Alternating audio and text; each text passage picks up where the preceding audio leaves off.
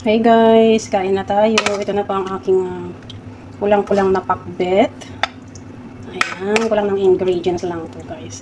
So kalabasa, karna breast chicken, ampalaya is live, and ilagyan ko siya ng spinach para naman mag-green-green ang ating gulay. So ayan, kain na po tayo mga kananay. The best ang lutong Pinoy. Hi guys, magluluto ako ng inisang kalabasa na may bunga ng ampalaya. Merong spinach, and merong kaunti lang na breast chicken po yan. Dito na ang ating sibuyas. And hindi ako naglagay ng garlic guys, kasi merong garlic yung mga iniinom kong herbal. And then, mag-less muna ako ng garlic kasi syempre, I don't know if garlic is nakakaano niya. Pero, meron na po kasing garlic ang aking iniinom. So, ayan guys, nilagay ko na ang chicken.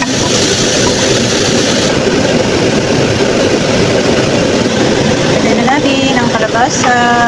Ang kalabasang pampalinaw ng ating mata.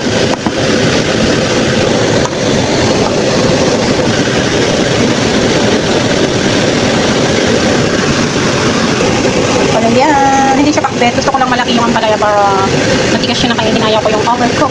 Lalagyan ko siya ng water later. Gusto ko lang muna ikilog-kilog. Isa-isa ko lang muna. So ayan guys, naglagay na ako ng sabaw niya. Kunti lang po yan kasi ano siya, yung pakbet na may kunting sabaw na kulang ng ingredients. Pero at least, ayun, meron na. Tapos ilalagay ko yung spinach. Kaunti lang kasi yung ibang spinach yung nilalagay ko sa aking itlog. Body. Kami Venus time na naman tayo guys. Napakalasa. Chicken breast. Natuto na akong kumain ng chicken breast kasi ayaw ko talaga ng chicken breast, pero yan daw ang pwedeng kainin ng mga kasi yan ang karami na mas healthy, chicken breast. So ayaw kong ma-overcook ang aking palaya. Nakamahilig ako sa mapait.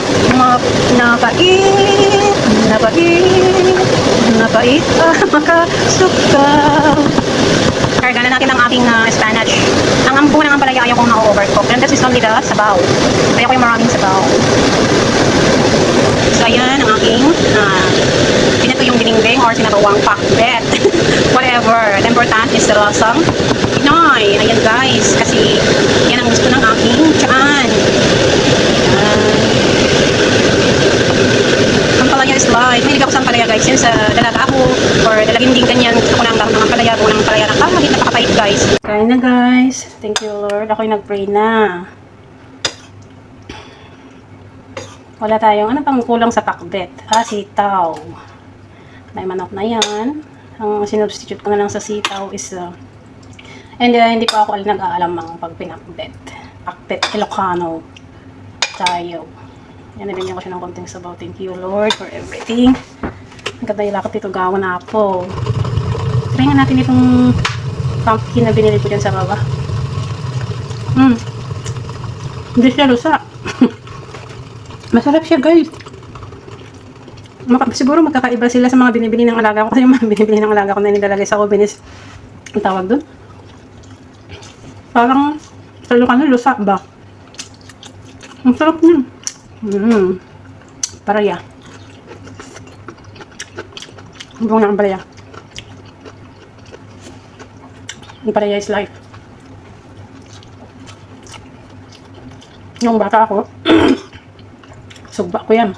I-grill ko ba? Ito no. Sarap ko tayo bugo ko. Sabusa ko yan sa bagoong guys.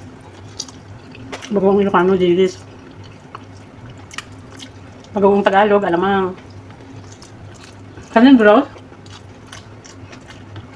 Maroon pati sila kasi ibang tinabal nila doon, ibang bagoong nila doon. Dilis din pero basta Ilocos eh. Makaiba. Tapos yun ang lutuin nila yung pagsawsawan ng kwan. Pero hindi ko lang sa iba kung bumibili sila ng mga katulad ng ng kagaya sa amin, sa Ilocos, sa Abra. Kaso sa pandumi kasi sa binibilhan ko, wala pa akong nakikitang katulad sa sa Abra at Ilocos na bagoong. Ang lula ko noon, si mami, nalula ng mami ng paka ko. Masasarap yung mga bagoong dala-dala niya noon galing sa Pangasinan. Kasi ang tiyuhin ko doon is napadpad sa tutuan. Labrador. Masasarap ang mga bagoong na galing doon noon.